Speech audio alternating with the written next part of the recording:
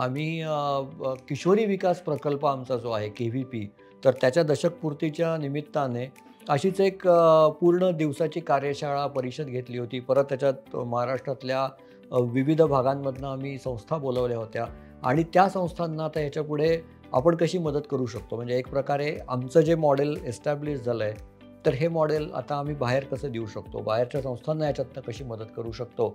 तर या दृष्टीने आता आमची वाटचाल सुरू झाली आहे, त्याच्यावरती विचार सुरू झालेला आहे.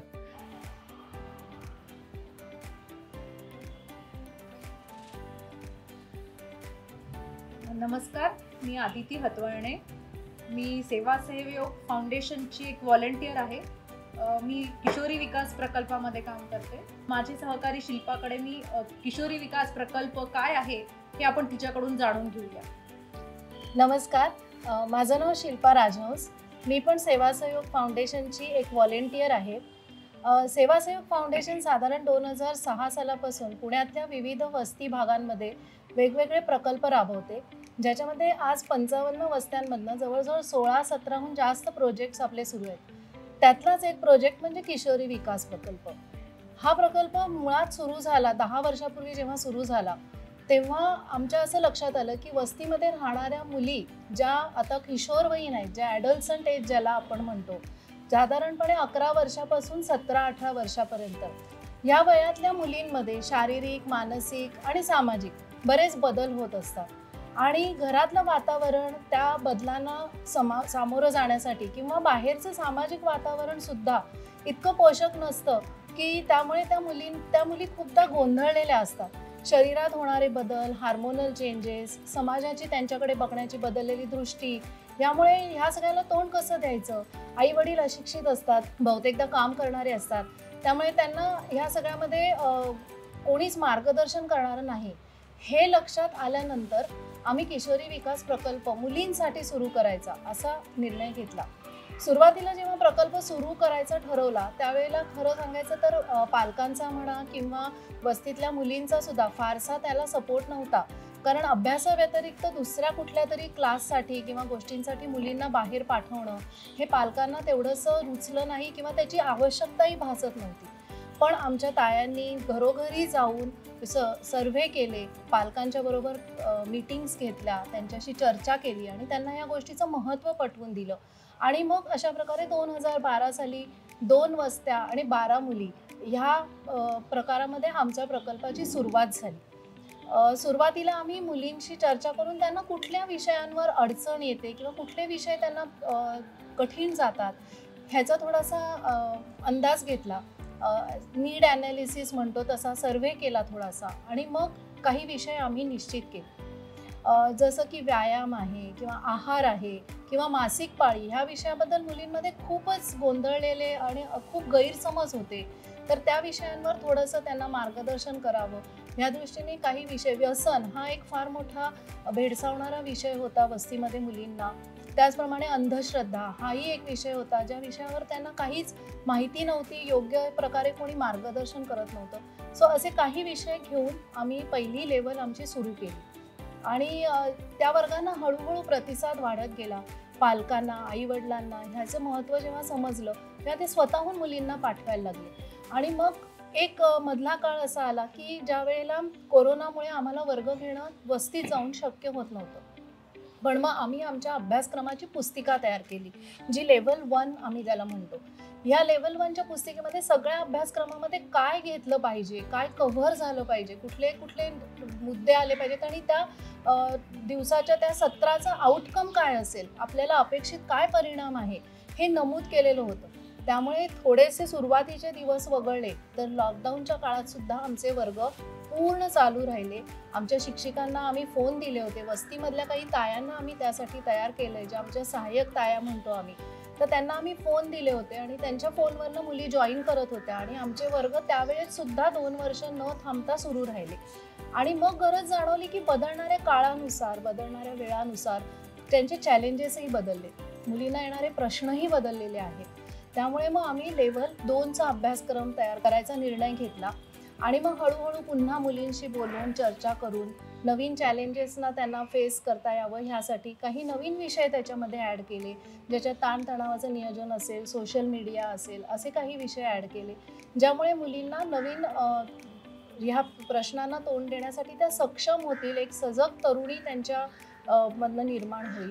आणि तसंच नुसतेच प्रश्न, नुसतेच अभ्यासक्रम तयार करून आम्ही थांबलो नाही, तर त्यासाठी ते किती समजलेत हे जाणून घेण्यासाठी आम्ही प्रत्येक 3 महिन्यानंतर त्यांना एक प्री आणि एक पोस्ट अशी प्रश्नावली देतो, ज्यामुळे मुलींना विषय खरंच समजलाय का, कितपर्यंत त्यांच्यापर्यंत पोहोचलाय हे पण आम्हाला कळतं. आणि त्यातनं जेव्हा यशस्वीपणे पार करतील त्यांनाच आम्ही पुढच्या लेवलला ॲडमिशन देतो. सो अशा प्रकारे हा एक असा आमचा पूर्ण 2 लेवलचा आता अभ्यासक्रम तयार झालेला आहे. नमस्कार, मी रुचिता पवार. खरं तर किशोरी विकास प्रकल्प हा आपल्या ज्या वस्त्यांमध्ये चालवला जातो, की ताईंनी आत्ताच सांगितलं की आम्ही सर्वे कसा करतो. जेव्हा आपण वस्ती सुरुवातीला त्या वस्तीमध्ये जातो तेव्हा त्या वस्तीची नीड्स जी असते की त्या मुलींना काय, कारण ज्या मुली आहेत तर आत्ता 10 वर्षापूर्वी सुद्धा ज्या काही मुली होत्या त्या मुलींमध्ये की शिक्षणाचा प्रभाव फारच कमी होता. त्याच्यानंतर बालविवाह, की मुलगी एकदा 10वी झाली की तिचं लग्न करून दिलं जायचं. तर हा किशोरी विकास प्रकल्प जेव्हा आम्ही सुरू केला तेव्हापासून थोडंसं याचं प्रमाण कमी झालं, कारण ह्या ज्या मुली आमच्या वर्गाला येतात त्या पालकांबरोबर आमची चर्चा होते, आम्ही गृहभेटी करतो त्याच्यासाठी. मग त्यांना की बाबा मुलीची काही 1-2 आठवडे मुलगी आली नाही तर आम्ही प्रत्यक्ष जाऊन त्यांच्याकडे जाऊन भेट घेतो की काय मुलीचा प्रॉब्लेम काय हे सुद्धा आम्ही समजून सांगतो. आणि वेळोवेळी की मुलींना ज्या अडचणी आहेत हे जे सगळे आत्ता आमच्या ताईंनी सांगितले की सिलेबस केलेला आहे त्यांच्यासाठी आणि हे विषय शिकवले जातात, तर त्या विषयातून त्या मुलींना किती समजले, त्या मुलींनी कितपत, पण हे मुलींना समजल्यावरती मुली आमच्याशी अगदी मनमोकळेपणाने बोलतात. आणि अगदी खरंच गरज असेल तर आम्ही त्यांच्याशी क्लास संपल्यावर सुद्धा आम्ही त्यांच्याबरोबर काउन्सिलिंगचं एखादं सेशन घेतो की त्यांना सांगून की तुझी काय गरज आहे, तुला कुठे प्रॉब्लेम आला आहे, त्याच्यावरती आम्ही त्यांच्याशी बोलून त्यांच्या पालकांना भेटून हे त्यांचे प्रॉब्लेम कमी करण्याचा एक आमचा मधला एक दुवा असतो, त्या पद्धतीने करतो. पण जेव्हा मुली आमच्या वर्गाला येतात तेव्हा ह्या मुलींचं आणि आमच्या वर्गाचं एक स्ट्रक्चर ठरलेलं आहे की आम्ही हे जे सगळे सिलेबस केला आहे ते आठवड्यातून 1 दिवस आणि एक जो टॉपिक असतो तो महिन्यातून 4 वेळा असा आमचा हा पूर्ण टॉपिक कव्हर करण्याचा मेथड आहे. आणि त्या मेथड बरोबर काही वेगवेगळ्या ॲक्टिव्हिटी घेतल्या पाहिजेत, कारण मुलींना नुसतंच जर आपण चर्चा केली तर त्यांना ते आवडत नाही. मग ॲक्टिव्हिटीच्या माध्यमातून, खेळाच्या, गोष्टीच्या, काही वेगवेगळ्या माध्यमांच्या उदाहरणातून जर गेलो तर त्या मुलींना जास्त आवडतं ते. आणि मग त्या इंटरेस्टिंग होऊन त्यांच्या इतर मैत्रिणींना पण आपल्या वर्गांना घेऊन येतात. आणि खरंच ह्याचा मुलींना इतका छान उपयोग होतो की आमच्या मुली अगदी की वाट बघत असतात की आज बुधवार आहे, आज आमचा KVPचा वर्ग आहे आणि आज आम्हाला जायचं आहे.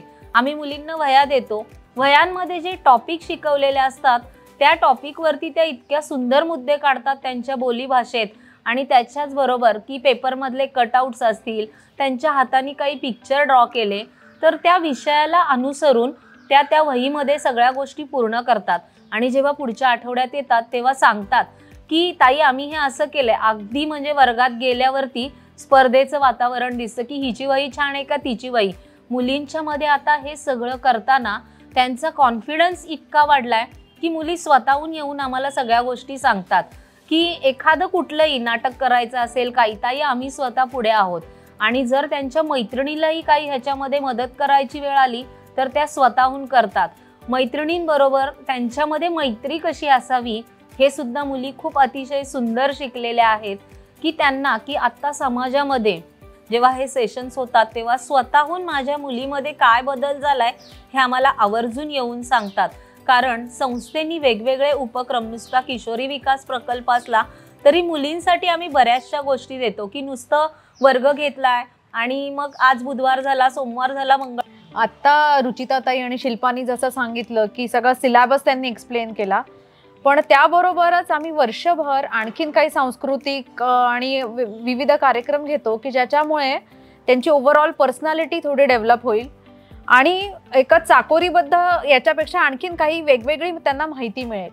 सगळ्यात आधी तर मंगळागौरीचे खेळ असतात वर्षाला सुरुवातीपासून. मंगळागौरीची आधुनिक गाणी तयार केली आहेत की ज्याच्यातून त्यांना स्वच्छतेचे आणि परिसराचे असे परिसर स्वच्छतेचे आणि इतरही हायजीन संदर्भातले बरेच संदेश दिले जातात. आणि फिटनेसचे सुद्धा मंगळागौरीचे खेळ करून घ्यायला एक ताई येतात आणि मुली इतक्या उत्साहाने छान कपडे घालून ते सगळे खेळ खेळतात आणि मग ताई त्यातून एक्सप्लेन करतात की याच्यातून कसा व्यायाम व्हायचा पूर्वीच्या काळी वगैरे.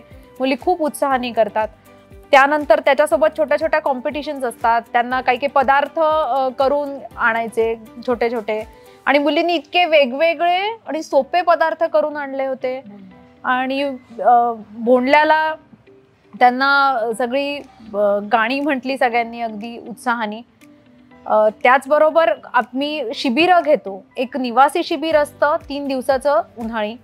मुलींना तसं त्यांचं घर, त्यांना वेगळी जागा नसते वस्तीमध्ये, कधी स्वतंत्र राहिलेल्या नसतात आणि या निवासी शिबिरामध्ये तर त्या इतकं एन्जॉय करतात. स्वतःचं बेड, स्वतःचं एकटं राहणं आई वडिलांना सोडून. आणि 3 दिवस भरपूर मनोरंजनाचे कार्यक्रम असतातच, पण त्याबरोबर बौद्धिक सत्रही घेतली जातात, खेळ घेतले जातात वेगवेगळे. या सगळ्याबरोबरच हे जे वय आहे 11 ते 18 किशोरवयीन, यांना आपल्या रेग्युलर आहाराबरोबरच फास्ट फूडची पण यांना सवय याच वयात चांगली लागलेली असते. त्याच्यामुळे त्यांना जाणीव करून देणं की आपण काय खाल्लं पाहिजे आणि काय नाही, आणि त्यासाठी त्यांना ती जाणीव करणं आणि त्यांचे विचार बदलणं हे खूप गरजेचं आहे. त्या दृष्टीने आम्ही न्यूट्रिशनचा प्रोग्राम त्यांच्यासाठी राबवला होता. त्यांच्याकडनं आम्ही काही डेटाशीट्स भरून घेतल्या की त्यांच्या आहारात जनरली काय आहे. सो त्याच्यामध्ये असं लक्षात आलं की मुली येता जाता 5-10 रुपये, 15 रुपये, 20 रुपयाचं असं सारखं जंक खातात. सो त्याच्यासाठी आम्ही प्रयत्न केला की त्यांना आपल्या प्रत्येक क्लासला काहीतरी साधं सोपं पण न्यूट्रिशियस जे ते घरी पण खाऊ शकतील आणि अगदी विकत आणायचं झालं तर त्याच्यात आपण त्या चांगला चॉईस करू शकतील.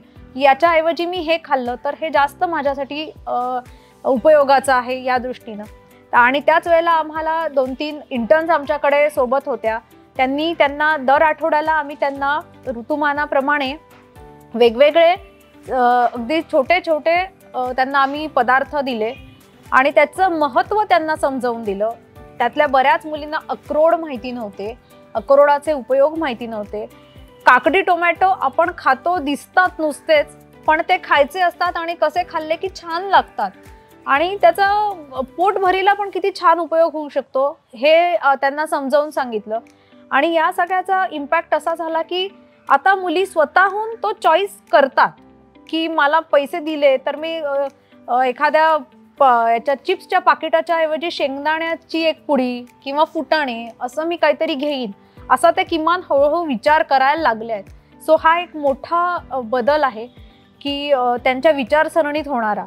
सो हा एक आम्हाला खूप त्याबद्दल दिसला. आणि यावेळेला मुलींनी सांगितलं की नाचणीचा लाडू आम्ही खूप आवडीने खाल्ला की तो काय आहे हे आम्हाला कळलं. सो पुढच्या वेळेला जाताना त्या नक्की त्याच्याबद्दल विचार करतील.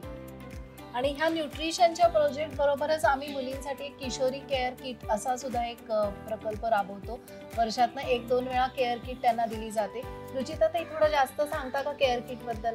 खरं तर आपल्या मुली ह्या वयाने जरी लहान असल्या तरी त्यांच्यावरती खूप सारी जबाबदारीची आणि मोठी कुटुंबाची जबाबदारी पण ह्या लहान वयात खूप पेलवत असतात आणि ह्या सगळ्याला त्या सामोरं जात असतात. ते आम्हालाही सांगत असतात आणि त्यांची जशी आम्ही की हे सगळं शिक्षण देतोय आणि आरोग्याची पण काळजी घेतोय, तसंच मुलींची सगळ्यात जास्त काय काळजी घेतली पाहिजे तर ते आम्ही किशोरी केअर किट देतो.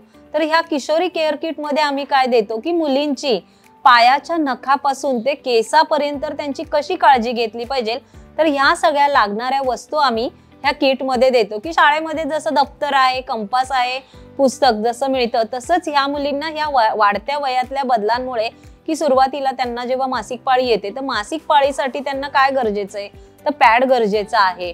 मग ते पॅडचं डिस्पोज कसं करणं आहे तर त्यासाठी आम्ही त्यांना की सॅनिटरी पॅड आणि त्याच्यासाठी रेड डॉट बॅग ह्या त्या किटमध्ये दिलेल्या असतात.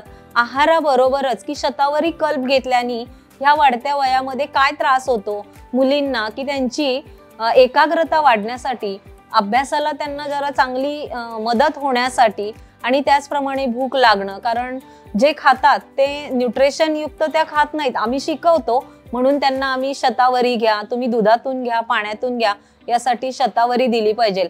तसंच या वयामध्ये की बाबा चेहऱ्यावरती पिंपल्स येणं, काहीतरी लावणं, मग कुठलं तरी क्रीम लावतात, त्यासाठी आम्ही त्यांना कैलास जीवन देतो की त्यांनी तुम्ही तुमची त्वचेची पण काळजी घेतली पाहिजे. मग आपला स्वतःचा टॉवेल असावा, कारण कुटुंब छोटं असतं, सगळ्यांकडेच अवेलेबल असतं असं नाही, म्हणून आम्ही त्यांना स्वतःचा एक तुमचा टॉवेल असावा. तर अशा आम्ही जवळजवळ त्यांना 21 ते 22 वस्तू याच्यामध्ये देतो ह्या किटमध्ये.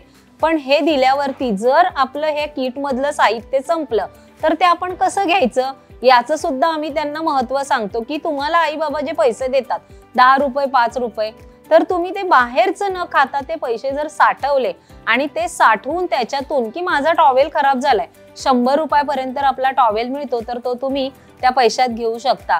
की नाही बाबा 10 रुपयाला 4 बदाम येतात तर ते पण आपण घेऊ शकतो.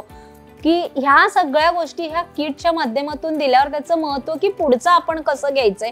संस्थेने जरी आता आपल्याला दिलं तरी ह्या गोष्टी काय निरंतर आपल्या पुरणाऱ्या नसतात, तर त्याचं साठवणूक कशी करायची आणि आपण कसं घ्यायचं ह्याच्यासाठी त्यांना आम्ही हे सगळं सांगतो आणि त्या खरंच तशा करतात.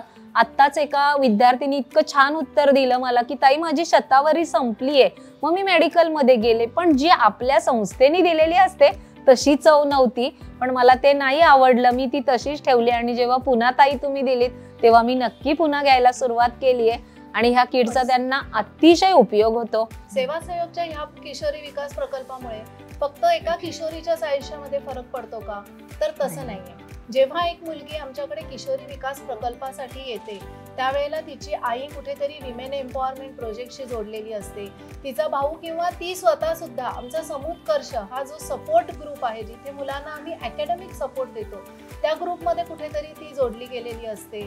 किंवा आमच्या उर्मी प्रकल्पामधनं तिला कुठेतरी मासिक पाळीच्या रिलेटेड रेड डॉट बॅग्स मिळत असतात. किंवा आमच्या स्कूल किटच्यामुळे तिला दरवर्षी एखादी दप्तर किंवा स्कूल किट जी शाळेला जाताना लागते ती मिळत असते. सो एक मुलगी जेव्हा सेवा सहयोगमध्ये किशोरी विकास प्रकल्पाला येते त्यावेळेला ती सेवा सहयोगच्या एका कुटुंबाचाच भाग होते. त्याचबरोबर ह्याच वस्तीत शिकवणाऱ्या आमच्या काही मोबिलायझर्स म्हणतो आपण ज्यांना, त्या वस्ती सहाय्यक ताया आहेत, त्यांना आम्ही एक संधी द्यायची ठरवली आणि त्या तायांना आम्ही त्यांच्यापैकी ज्यांची इच्छा होती पुढे काहीतरी करण्याची, एक पाऊल पुढे टाकण्याची, त्यांना आम्ही शिक्षिका म्हणून घेण्याचं आम्ही ठरवलं होतं. तर अशा प्रकारे आमच्या 55 वस्त्यातनं जवळजवळ 10 शिक्षिकांना आम्ही शॉर्टलिस्ट केलं. त्यातल्या 5 जणींचं आम्ही प्रॉपर ट्रेनिंग घेतलं, ज्यांना आम्ही टीचर्स ट्रेनिंग प्रोग्राममध्ये वर्षभर शिकवले, आपले विषय कसे शिकवायचे, मुलींपर्यंत कसे पोचवायचे ह्याचं त्यांना ट्रेनिंग दिलं. त्यानंतर त्यांच्याकडनं डेमो सेशन्स करून घेतली आणि मग ह्या वर्षीपासून त्या शिक्षिका ज्या गेल्या वर्षीपर्यंत फक्त वस्ती मोबिलायझर होत्या त्या आज शिक्षिका म्हणून त्या मुलींपर्यंत पोहोचल्या. त्यांच्याही आयुष्यात एक पाऊल पुढे झालं, त्यांच्याही आयुष्यावर एक परिणाम वेगळा झाला, कुठेतरी नवीन त्यांनाही शिकायला मिळालं. सो किशोरी विकास प्रकल्पाचा हा एक सेल्फ सस्टेनेबल मॉडेल आहे, कारण खूप अजून वस्त्यांमध्ये आम्हाला पोचायचं आहे, गरज खूप जास्त आहे. तर तिथूनच एक नवीन नेतृत्व निर्माण करावं यासाठी केलेला हा एक नवीन प्रयोग आमचा ह्या वर्षीपासून सुरू झालेला आहे. आणि म्हणूनच आमचा किशोरी विकास प्रकल्पाचा दशकपूर्तीच्या कार्यक्रमाचा जो मोटो आहे, सेलिब्रेट, मोटिवेट अँड कनेक्ट. ज्यांना कोणाला इंटरेस्ट आहे त्या प्रत्येकाचं किशोरी विकास प्रकल्पात कायम स्वागत आहे. आणि तुम्हा सगळ्यांना आवाहन आहे की तुम्ही सगळ्यांनी मोठ्या संख्येने आम्हाला जॉईन करा, आमच्या वेबसाईटला भेट द्या किंवा आमचा नंबर आहे त्याच्यावर तुम्ही कॉल करू शकता. नमस्ते.